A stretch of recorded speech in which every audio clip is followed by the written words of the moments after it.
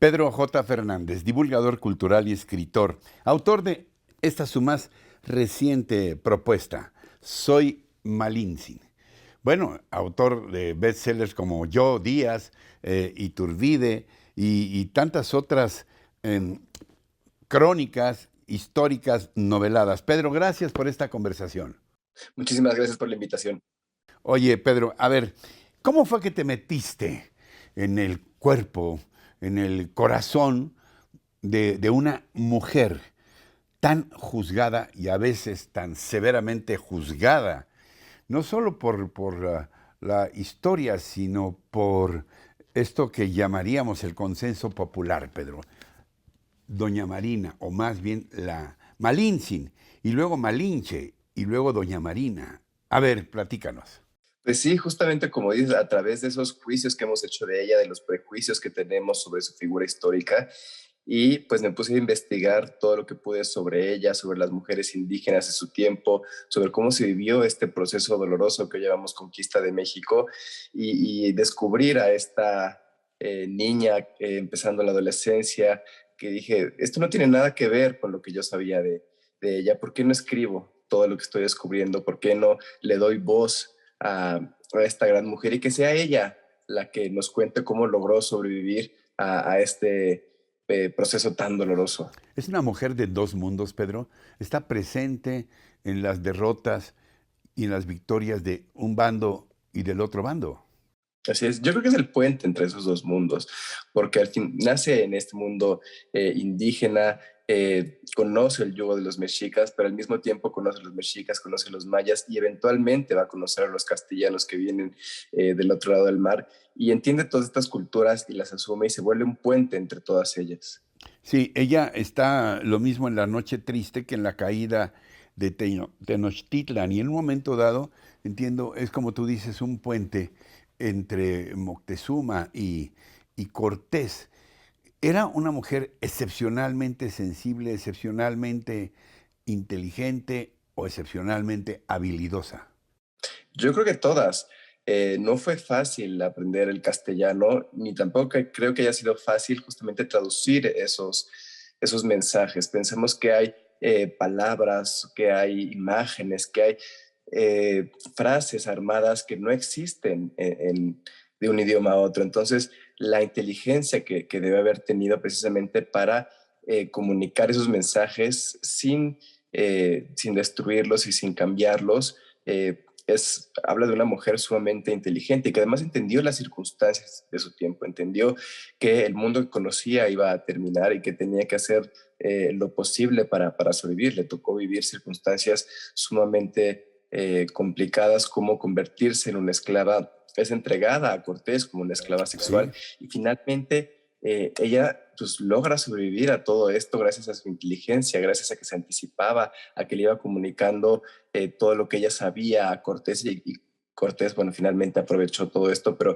es esta habilidad de Malin sin decir, pues esto que está pasando y esto que soy no va a definir mi destino.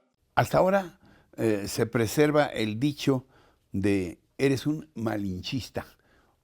¿No? Eres malinchista ¿Sí? porque prefieres lo extranjero, lo que nos ha sometido a lo mexicano, a lo estrictamente mexicano. Ha sido un juicio injusto, desinformado, ignorante de Malintzin. Yo creo que es un juicio sumamente desinformado de Malintzin. Al final no es que ella haya preferido lo extranjero, simplemente se le entregaron a Cortés así y Malintzin tuvo que sobrevivir con lo que tenía. No es que ella haya preferido lo extranjero o haya preferido a Cortés sobre los mexicas. Los mexicas que ella conoció habían subyugado a todos estos pueblos, eran muy crueles, les pedían tributo todo el tiempo, ya sea toneladas de comida o víctimas para el sacrificio. Entonces se entiende que la opción en ese momento haya sido Hernán Cortés y esta alianza que él va formando con los diferentes pueblos camino a Tenochtitlan. Entonces, si entendemos todos, entendemos el contexto y cómo se va forjando esta alianza de diferentes pueblos indígenas con los castellanos, tenemos que no es precisamente el amor por lo extranjero, sino simplemente la opción que se les está presentando y que suena mucho más bonita a lo que ya tenían. Ahora, a propósito de esto que mencionas, El actual gobierno de la Cuarta Transformación pareciera obsesionado en reinventar la historia o incluso cambiando los títulos de estos capítulos históricos que hasta ahora habíamos aprendido en los libros. Resulta que ya no es la conquista de México, como lo sabíamos, sino que es la resistencia indígena y que los españoles eran unos monstruos a caballo y nuestros indígenas, todos unos héroes glorificados. ¿Es así, Pedro? No, yo creo que es un poco tramposo caer en eso porque esa resistencia de los pueblos indígenas creo que nada más está tomando en cuenta a la Triple Alianza resistiendo a simplemente a los castellanos como si hubiera sido mexicas contra españoles y realmente no es así.